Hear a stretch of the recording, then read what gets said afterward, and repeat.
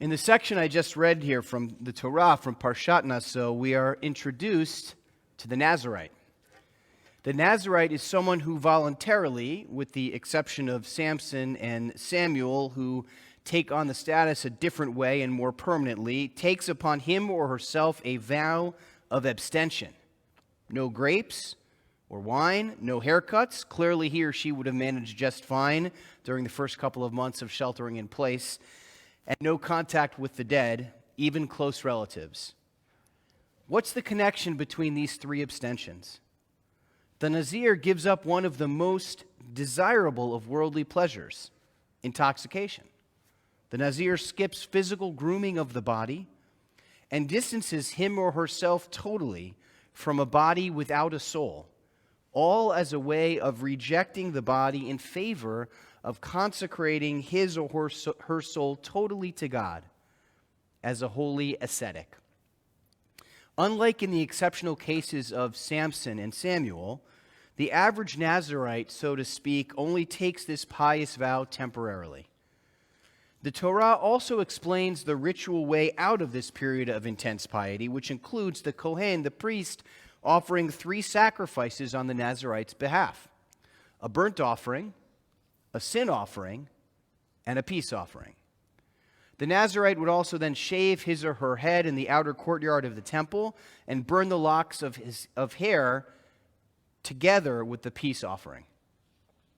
One nagging question that particularly bothered the rabbis of the Talmud and throughout the subsequent generations is, why were multiple sacrifices being offered at the end of the Nazirite's term of devotion, in particular including among them a sin offering?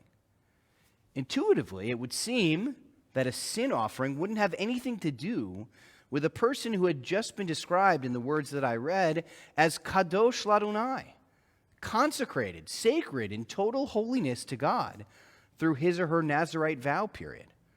So the rabbis began to wonder, is it good to be a Nazirite or bad? Is asceticism encouraged or discouraged? Is the person a saint or a sinner, so to speak? You might be surprised to find out that our tradition is quite sharply divided on this question. In Tractate Ta'anit of the Babylonian Talmud, the sage Shmuel argues that the Nazir is a choteh, is a sinner, because he or she is denying him or herself wine, which is a symbol of bodily enjoyment. Whereas the sage, on the other hand, the sage Rabbi Elazar comes down on the other side and says the Nazir is kadosh, the Nazir is holy, for having abstained from indulging his or her body. But you'd probably be even more surprised to know that Maimonides actually argued in his landmark work, the Mishneh Torah, in the 12th century, for the validity of both views, teaching in one place that whoever follows the Nazirite path of abstention is a sinner, while in another place he praises the Nazirite as having the crown of God on his head and holy to God as a prophet. So how do we reconcile all of this? The Torah, the Talmud, Maimonides, Rambam all express ambivalence about the Nazirite status. However, the Talmud offers us another helpful teaching for us to process how we might evaluate the Nazirite. In Tractate Nazir, the Talmud addresses the question of how old someone has to be to take the Nazirite vow. And the answer that the sages come up with is that one must legally be an ish or isha, a full-fledged adult considered 13 years of age or older, because those are the specific words used by the Torah at the beginning of the passage that I read to describe the person making the vow. Now Rashi, our medieval biblical Torah and Talmudic commentator par excellence, notes on this Talmudic discussion that the idea of the ish as the age of adulthood emerges from the book of Genesis in the aftermath of the rape of Dinah, when her brothers, Shimon and Levi, two of Jacob's other children, are tied in the text to the word ish.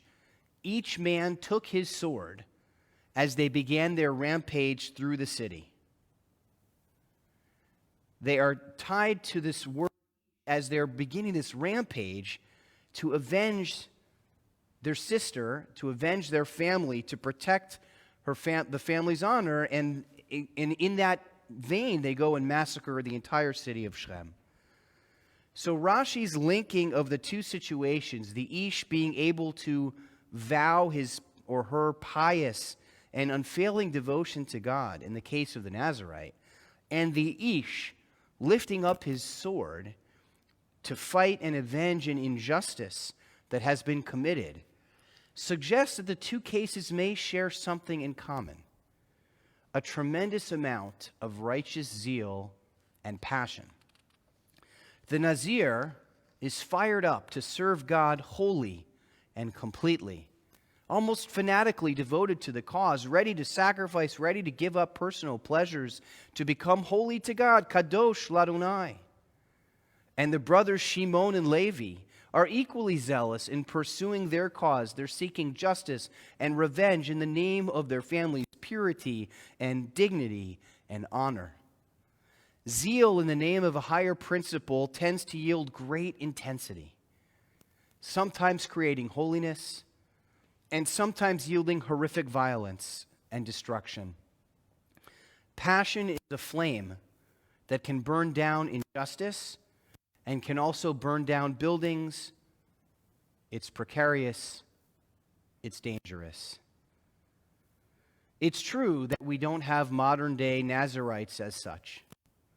But in this last week, we've certainly been reminded as a society about both the power for good and the danger to destroy of zealous passion for a cause. The inexcusable, the horrific killing of George Floyd, coupled with the killings in recent months of Breonna Taylor and Ahmaud Arbery, reopened painful wounds about systemic racism and violence that our country has not yet eliminated from its midst.